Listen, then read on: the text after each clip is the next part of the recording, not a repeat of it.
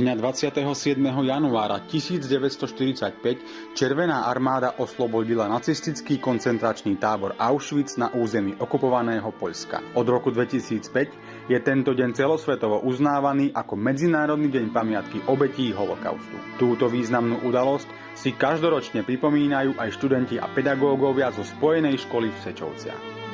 Každoročne na našej škole si pripomíname tento Medzinárodný pamätný deň. A dnes to bolo tak zážitkovejšie, poviem, pretože sme cez ten spomienkový pochod, ktorý sme mali od židovského cintorína až po železničnú stanicu, tak symbolicky spomínali na židovské obete holokaustu a naši žiaci vlastne hrali tých bývalých našich spoluobčanov, ktorí žiaľ svoje životy ukončili v plynových komorách koncentračných táborov. Ako raz povedal Winston Churchill, národ, ktorý zabudne na svoju minulosť, nemá žiadnu budúcnosť. Aj táto aktivita je naozaj unikátnou príležitosťou k tomu, aby sa študenti a študentky aspoň na chvíľu vžili do rolí ľudí, ktorí trpeli a mnohí z nich bohužiaľ aj tragicky zahynuli, a to len pre svoj pôvod.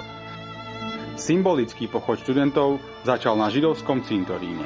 Súčasťou zážitkového učenia bolo čítanie z príhovorov a svedectva preživšej Ruth Adler, ktorá si vtedajšou formou tyranie na tunajšom židovskom obyvateľstve sama prešla. Ďalšie kroky účastníkov z prievodu smerovali k bývalej synagóge, ktorá bola zbúraná v roku 1976. Študentskí herci stelesnili nielen vysídlených Židov, ale aj predstaviteľov historickej hlinkovej gardy. Ja už som raz postavu gardistu stvárnil, tuším v 2. ročníku, a vtedy to som nebral až nejako tak ako teraz, neprežíval som to tak. No ako hovorím, teraz to malo, dávam si povedať, trochu iné rozmery, trochu iné obrátky.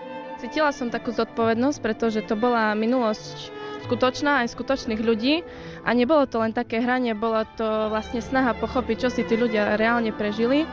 Vlastne donútilo ma to zamyslieť sa nad tým, prečo je dôležité správať sa k sebe ľudsky, s rešpektom a s láskou.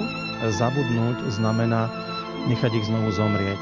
A práve táto veta a táto myšlienka je pre nás takým motivom k tomu, aby sme takéto veci na našich školách robili, aby sme tieto pripomienky neprestali naďalej si pripomínať.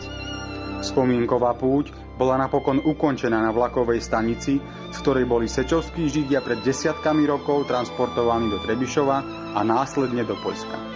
Ďaká Bohu za to, že boli v tomto meste aj takí ľudia, ktorí pomáhali a že sa niektorí z nich zachránili. Že tu boli ľudia, ktorí povedali zlu a nespravodlivosti nie.